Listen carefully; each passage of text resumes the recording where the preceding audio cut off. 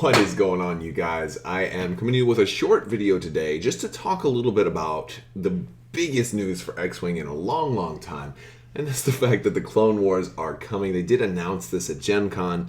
Yes, I'm late to talk about the Clone Wars coming back to X-Wing, but this shouldn't be too much of a surprise to a lot of you because, you know, since they announced Calculate and then the Force Powers, it was just a lot of people were speculating that they had paved the way for Clone Wars. And then as soon as Clone Wars Season 7 came back, was announced, everybody was like, oh my gosh, now is the best time ever. And sure enough, it's happening. But specifically, what I want to talk to you guys about is we got our first look at the actual miniatures on the Star Wars show today, or at least I've got my first look. Now, I've been at Gen Con all weekend, so if they were teased somewhere, I totally missed it, so I apologize for that. But, so let's take a look at the first two ships that are coming for Clone Wars, and that's the Delta 7 Ether Sprite, and I believe this is the first version that has has it on the side as opposed to has it in the center. There's two versions of this, and it's going to be, obviously, as we can see, the astromech will be on the side. I do kind of hope that this is just an early version. Like, I like the sculpt and I like the decal, but I don't like the paint apps, especially on the droid, and I don't like that the cockpit is like a dull black instead of a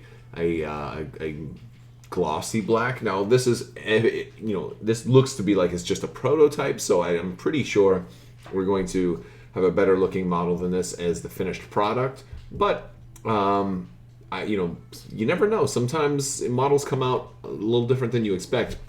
Look at, for example, I've been reviewing the X-Wing 2.0 ships. The Y-Wing, for example, while it's a great sculpt, I really like the Y-Wing, it does have that big gun on top that's completely unpainted, and I just don't understand what happened there. Maybe some things kind of get rushed through. X-Wing is a huge deal, and so maybe it just got rushed through. Also, the Syph Infiltrator, we got a really cool shot of this. Now, this was basically told to the Star Wars show at San Diego Comic-Con. There had been rumors flying around before Gen Con. I had heard some rumors, but I generally don't speculate on rumors and talk about rumors as much just because there's been so many rumors that have not come true. Sometimes I speculate on wish list things and things I'd like to see, and so, like one of those is I'd love to see Clone Wars eventually make its way over to Armada as well, but I think this will be the testing ground. So Syph Infiltrator looks really, really cool. A little bit lighter than I expected, but I think I think it's definitely within the margins of excellence here. It looks really good. This is a good looking sculpt, and it looks like a medium base. So that's kind of cool. That's going to be an interesting way to make it play and make it, if it's going to be very maneuverable and very versatile and very interceptor-ish flying. I mean, it may not be. Maybe it'll have a unique role. So it's kind of just really interesting to kind of speculate on how these factions are going to feel unique in this game where all these ships are newer. Well, most of the ships are newer. I'm sure the Republic will get Y-Wings, and I'm expecting the Y-Wings to actually be better than the Rebels Y-Wings because they're much newer at the time and have more armor, and the Rebels Y-Wings are, have pieces that are missing. So, it's like a brand new car versus that same car, but 20 years later, I would expect the brand new version to function better.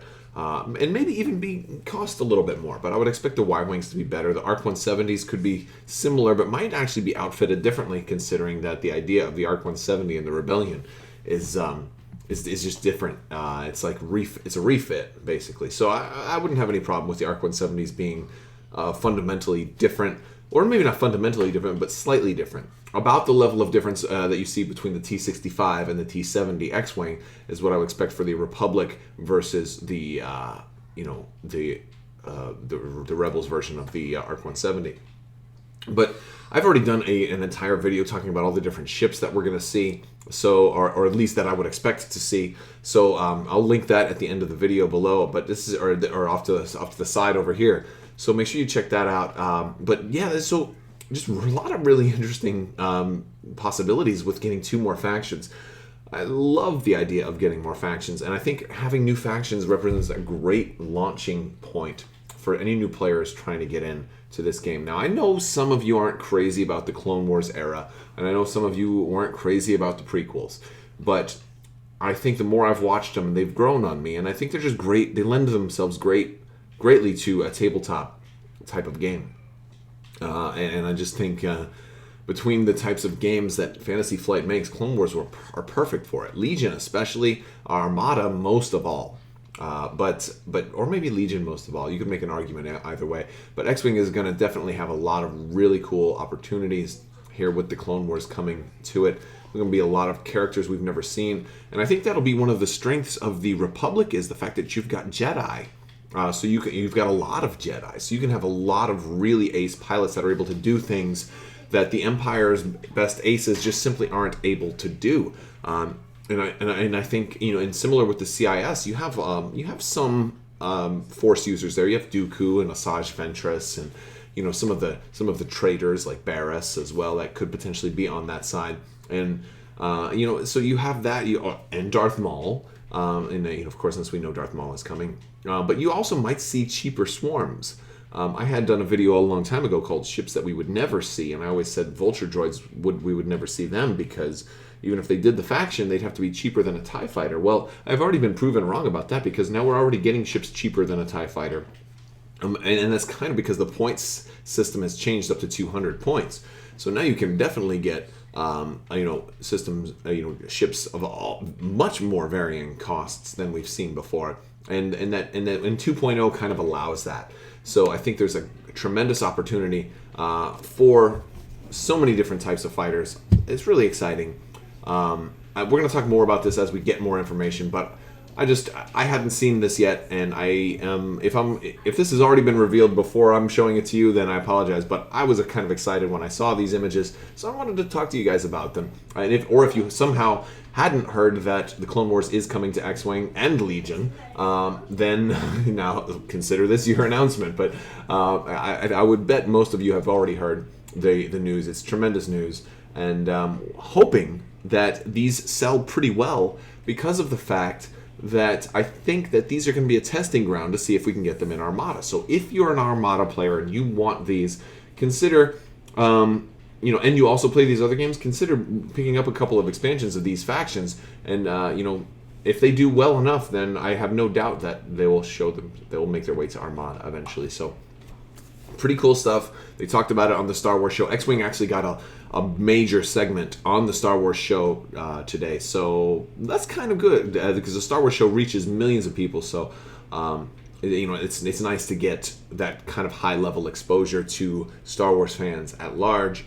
Very, very exciting, and we'll see Ahsoka. I'm almost guarantee you we'll see Ahsoka in the Clone Wars factions as well. So always cool stuff, because she's awesome as well.